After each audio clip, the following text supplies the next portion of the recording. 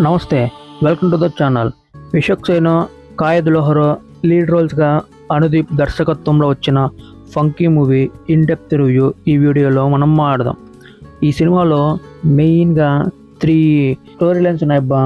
ఒకటి, హీరో తన ఇన్నర్ ఫీలింగ్స్ని ఎక్స్ప్రెస్ చేయలేని ఇంట్రోవర్ట్, అదొక పాయింట్. అయితే సెకండ్ పాయింట్, రీసెంట్గా సినిమా తీయాలి అంటే టాలీవుడ్, హాలీవుడ్ ఆ పరిస్థితులు ఎలా ఉన్నాయని దాని మీద సెటైరికల్గా చెప్పే విధానం ఒకటి. ఇంకా థర్డ్ ఏంటంటే, ఒక డెబ్యూ డైరెక్టర్ ఒక మూవీ తీయడానికి తన ప్యాషన్ని ఫాలో అవడానికి ఎంత కష్టపడతారని క్లియర్గా దీంట్లో చూపించారబ్బా.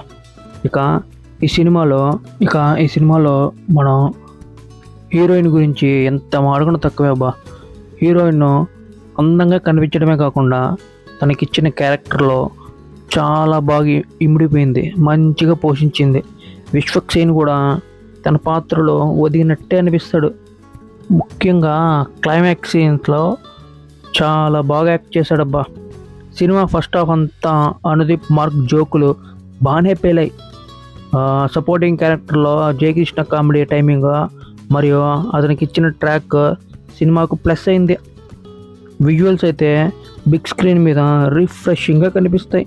లవ్ స్టోరీకి తగ్గినట్టుగా విజువల్స్ని చాలా చక్కగా డిజైన్ చేసుకున్నాడబ్బా మన డైరెక్టర్ అనుదీప్.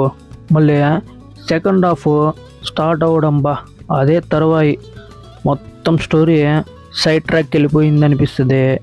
మల్టిపుల్ థ్రెడ్స్ ఉండడం వల్ల ఏ ఒక్క పాయింట్ కూడా బలంగా ఎస్టాబ్లిష్ కాలేకపోయింది. ఆడియన్స్ దేన్ని ఫాలో చేస్తూ కోర్ ఎమోషన్ అనేది మిస్ అయిపోతుంది సెకండ్ హాఫ్లో. ఇకపోతే కొన్ని చోట్లయితే జోకులు కూడా ఫోర్స్గా అనిపించి, ముఖ్యంగా సెకండ్ హాఫ్లో వచ్చే సంపత్ రాజ్ ట్రాక్ అయితే అంతగా వర్కౌట్ కాలే. కొన్ని డైలాగులు అస్సలు సింక్ లేనివి, అర్థం లేనివి, మిడిల్లో పెట్టినట్టు అనిపిస్తుంది. మరి కొంతమందికి అయితే అస్సలు నచ్చిందే లేదప్ప ఇదే. సినిమా ఎడిటింగ్ అయితే చాలా ఆధ్వర్యంగా ఉంటుంది. స్క్రీన్లో చూస్తూ ఉంటే సీన్స్ అబ్స్ట్రాక్ట్గా కట్ అవ్వడం, సింక్ లేని ట్రాన్సిషన్స్ ఇబ్బంది కలిగిస్తూ ఉంటాయి. కొన్ని చోట్లయితే సౌండ్ మిక్సింగ్ కూడా సరిగ్గా లేదు.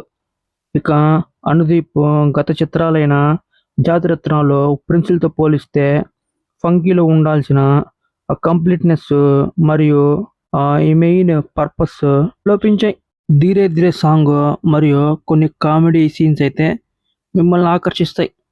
సరేగానే మిత్రపతబ్బ ఛానల్ని సబ్స్క్రైబ్ చేయడం అయితే మర్చిపోకండి.